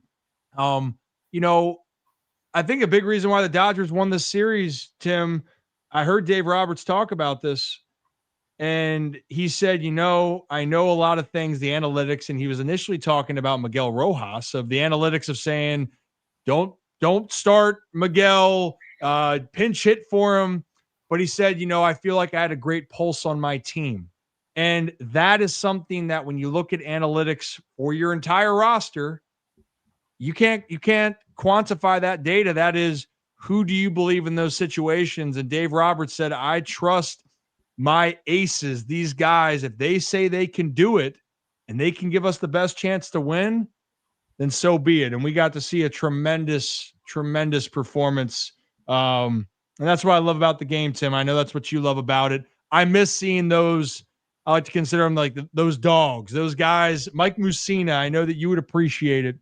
I was too young, but I love to go back and watch Moose pitch in 97, where that dude is just out there pitching the game of his life. Unfortunately, the Orioles lost that game, Tim. You know which one I'm talking about? 97, the ALCS. I was at all those games, yeah. But that exact point, right, of they are capable of so much even in this day and age. But speaking of the Orioles, Tim, I got to ask you about a couple moves. And that, by me asking you, Zach, I'm going to take a breather. You can ask Tim about some of the names that we're hearing. Yeah. So, Tim, every year it feels like, especially recently over the past few, it's been, hey, the Orioles need starting pitching. The Orioles need pitching help. And this year is no different. We've seen reports that the Orioles could be, in on these big name pitchers. In your opinion, is there a guy out there maybe specifically, or a couple of guys that in your head, you're like, hey, these guys are guys the Orioles should go after because they can take them to the next level? Are there guys out there that kind of stick out to you? Well, Valdez is out there, and he's got great stuff. That combination of the sinker and the curveball, unhittable. Michael King is really good once he's healthy. I know Dylan Cease had a difficult year last year, but he could really help the Orioles, I would think. Ranger Suarez is a vastly underrated pitcher, kind of lost among all the other really good pitchers on the Phillies. Shota Imanaga is now a free agent. Go look at that guy's numbers the last couple of years, and suddenly he's out there. Every one of those guys would be either the number one or at worst the number 2 starter on the Orioles. And that's what they have to add. I mean, we saw what Trevor Rogers did at the end. He was, all year he was great, but and Dean Kramer's a good pitcher, and they got Wells is coming back. We don't know if they're going to, So they got to go get a starting pitcher if they're going to go from 75 wins back to contention. Because I'm telling you, fellas, this was not a mirage by the Blue Jays. They've got a lot of things figured out now. The Red Sox are getting better. The Yankees finished poorly, but they're going to get better from here. I really believe that. And if the Orioles don't go do something, they're going to have trouble competing again in what I think suddenly is a pretty darn good division. With that being said, then, Tim, we know that they need to get some pitching, but where on the priority do they need a veteran bat? Because where the Orioles have the advantage, at least in the AL East, is they have a nucleus of young talent. And if it comes to fruition, they're in a good position. But the problem is that's a big question mark. There's no guarantee that Jackson Holiday, which you believe is Jackson going to become that all-star? Is Colton Cowser going to be able to make his adjustments and move forward? A guy that almost won Rookie of the Year 2 years ago now, or last year. Is the priority to get a veteran bat in the middle of that order? And if yes, where do you put him? Because we were going through a guy that I love. You mentioned Blue Jays, and I know it's not going to fit in Baltimore. I love Bo Bichette as a hitter. I think he is so underrated, and people forgot maybe how good he was. Game 7, his name would have been up there in the history books for what he did coming back on off of Ohtani, but he quietly was their best RBI guy before going down. He's really good with 2 strikes. But obviously you'd have to move one of your pieces, Westburg or Holiday, but that's an impact veteran bat. Do you think the Orioles are going to prioritize getting a guy like that, or try to find value? Well, they have to go get a big hitter for the middle of the order, and Bo Bichette fits absolutely. You know, the guy didn't play from September 6th until the World Series, and his first at bat, of course, he gets a hit. I talked to Nathan Lucas at the batting cage one day and said, you know, what's the deal with that guy? And he just looks at he's been one of the best hitters in baseball for the last 5 years. How can people not recognize that? So yes, he would be a perfect fit in a lot of ways for the Orioles, who need a bat, because we all know last year they didn't score enough runs last year, period. So they need Kyle Schwarber for the middle of the order to hit 40 to 50 homers. They need, you know, Kyle Tucker to play right field every day. They need one of those two. They need to go get, you know, Alex Bregman and put him at third base. I mean, they're not going to get all of these guys, but if they get one of these guys, it is a huge advantage for them, because I refuse to believe they can't be a good offensive team, but they absolutely have to add a middle of the order hitter if they're going to go from 75 wins to 90 wins and get themselves back into contention. Zach, you have one more follow-up, and then Tim, I got a couple things after, and I'll get you out of here. But Zach, go ahead. Yeah, just a quick follow-up on that. You know, how realistic do you think it is that the Orioles kind of open up the paychecks, you know, the wallet this year? Because we've been saying for a few years, it's like, hey, they're one batter away, you know, middle of the order bat. They're that number 1 starter away. Is this finally the year? I know they made that trade for Corbin Burns 2 years ago to kind of supplement. They knew they were losing Bradish for a majority of the season. But do you think this is kind of that year that maybe the Orioles go out there and are willing to spend more money than usual? Yeah, I think it is the year, because it has to be the year because of what happened last year. You can't tantalize everyone with 3 years in a row like they played and then lose 75 games and leave people shaking their heads. You can't have that when the people in Baltimore have supported this team. So yes, I think now's the time, but it's easy for us to say that because it's not our money.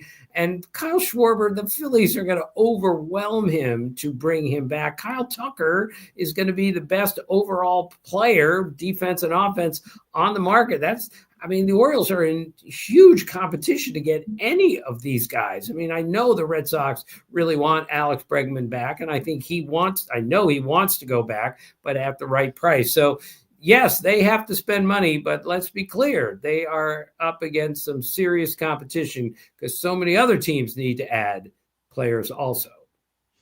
Yeah, especially in that AL East that we've been mentioning. A lot of these guys would fit in New York, would fit with the Red Sox. It's going to be very curious to see what happens. And to your point, someone will overpay. It always happens. I mean, heck, Juan Soto, we knew was going to go for a pretty penny, Tim, $750 million. You know, that maybe wasn't the exact number I was thinking, but the Mets paid for him. Why? They felt he would make that impact. So it'll be curious to see. I always love the baseball season. Baseball has brought so much joy and experience Tim, one thing on a big story, obviously, I think you've seen it. The Clase situation, Luis Ortiz. This is the part that is a little bit more troubling. And I hate this because then the one thing that you worry about is that anyone would think that the integrity of the game is being compromised. Now, I shouldn't say MLB has not been in this situation before, but in some ways it hasn't with the way that gambling has come to the forefront.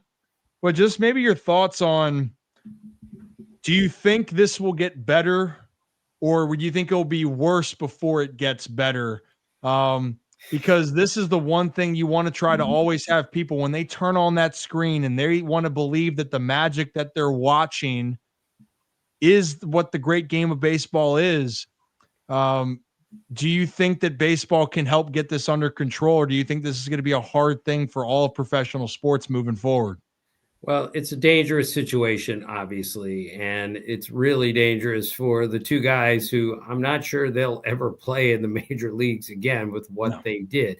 I have an old scout friend of mine since passed who told me that what happened with the Black Sox in the 1919 was so devastating that baseball, it wasn't on the up and up anymore. And he told me, if you're not sure, and I'm just using this as an example, if you're not sure when the ball goes through Bill Buckner's legs, whether he's trying or not, then nothing else matters. Of course, Bill Buckner was trying, got more hits than Ted Williams. He was a really good player. It has nothing to do with him. I just use him as an example. If the competition isn't pure, then nothing else matters. And if you're not sure if the guys out there are trying to win, then there's no reason to watch anymore. And that's what baseball has to come to grips with, is this can't happen again.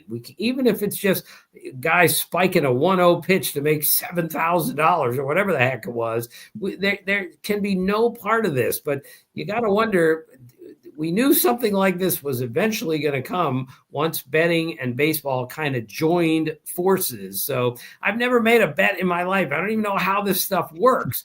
And I'm the most naive guy in the world. Like, no one would ever throw a game. Well, maybe I'm wrong about this. Maybe, guys, there's a lot going on that I don't know about, and maybe you don't even care to know about. All I know is I have to know when I watch a game that everybody is out there trying to win. If they're not, then we got to go watch something else.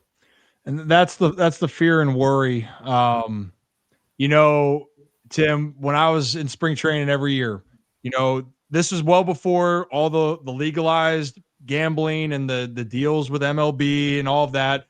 First off, gambling's been going on for years, whether it's been legal or illegal. But secondly, in spring training, two things that we've always had to talk about. We had those meetings, and it would be, all right, performance-enhancing drugs. You take them, here's the consequences. Suspended, you do it enough, you're going to be banned from the game.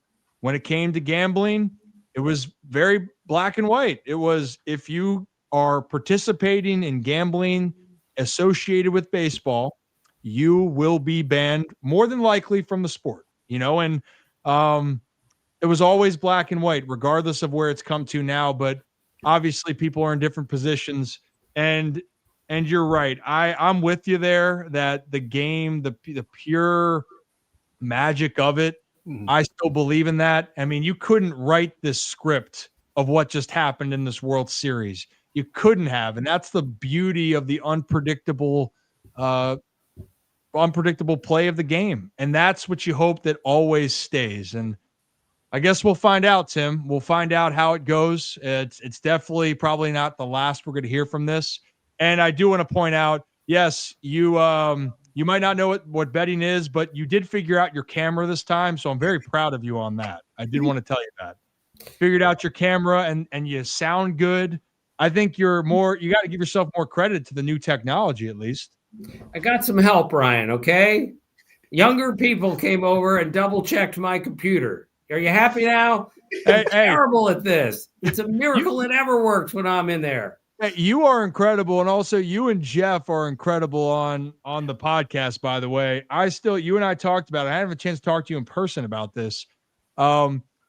you were getting my dad to chuckle in ways that doesn't happen very often. And you got him to really, we found a way to have him lighten up a little bit. And I think that's the beauty of what you guys are doing over there.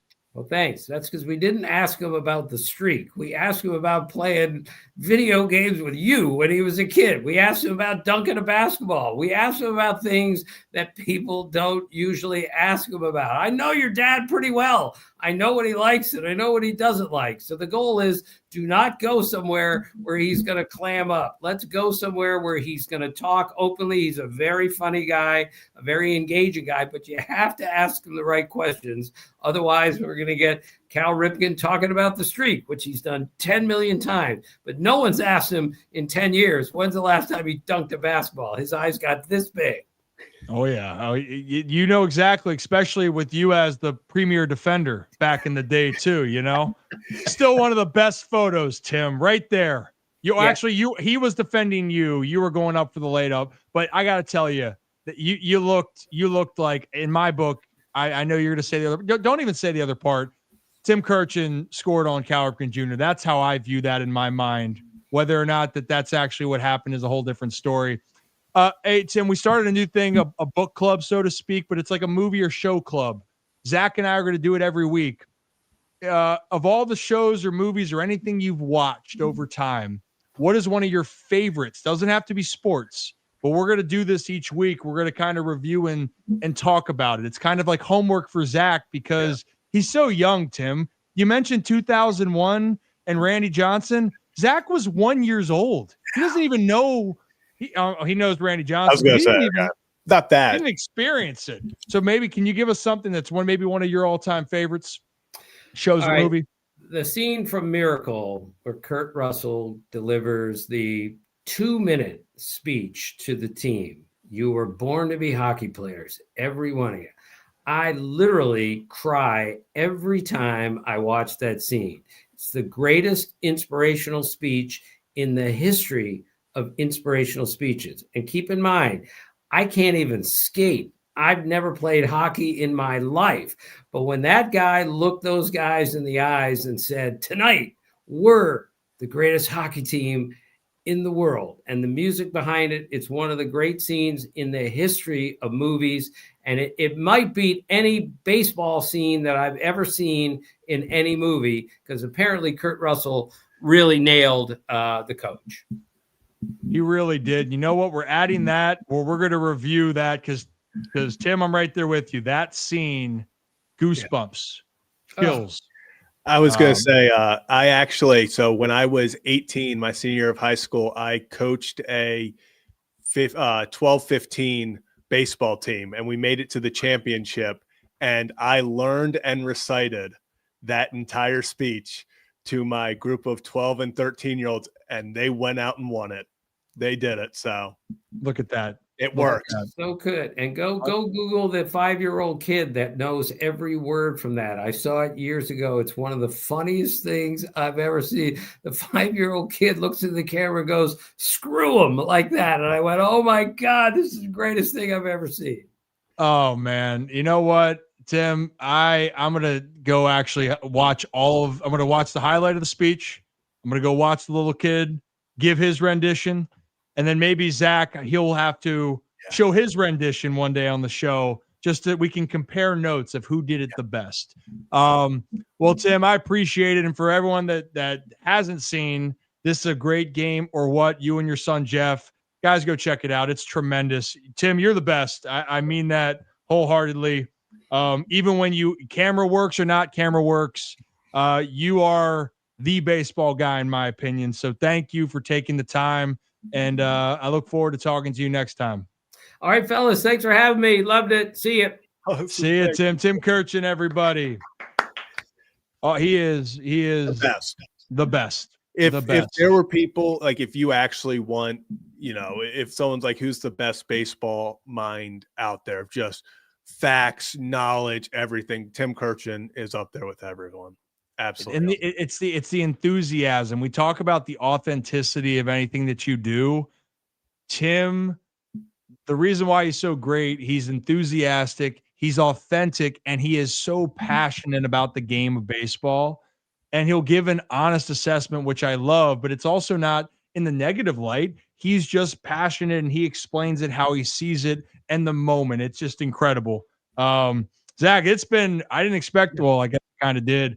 We had a full show today, and it's been a great show. Holy shirts and pants, man. We've had a ton of you tune in on YouTube, X, and Facebook. So if you're new to this channel, hit that like and subscribe button. And if you want to be a channel member and see what we're doing behind the scenes for our Rips Good Kids and Better Kids, we had a little vertical live stream on YouTube. Click that join button. It helps us help you as we want to do this on the day-to-day. But we are live at 5 Monday through Friday right here on YouTube, X, and Facebook. Zach, am I missing anything? No, but I did want to add one last tidbit that I kept out from Tim on that. My miracle on ice speech. So it just happened. I did not do the math or really think we were going to make it to the championship. The final 2 rounds, the semifinals and the championship, I was a senior in high school, were on senior week.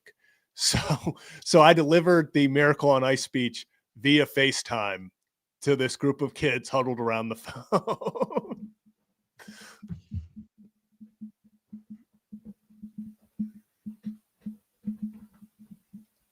Okay. I was like, I called my brother and I was like, turn it up. I was like, turn it up and hand him the phone. And then I delivered the speech. Well, I'm proud of you. Yeah. Okay. Well, shirts and pants. Well, guys, we appreciate you guys. We're going to be back tomorrow to do this whole damn thing again. And we'll dive more into obviously what happened with Bolly's best bet yesterday with our friends up at Hollywood Casino at Charlestown Races in West Virginia. We'll get to that tomorrow. And I got a shout out again, Merit Clubs. Thank you guys as always. $1 enrollment right now for early Black Friday savings. And they're offering 3-day free trial passes. So how do you spell free or $1 early enrollment? MERRITT. When I move, you move. Just like that. All right, cue the music. Is it playing? Yeah.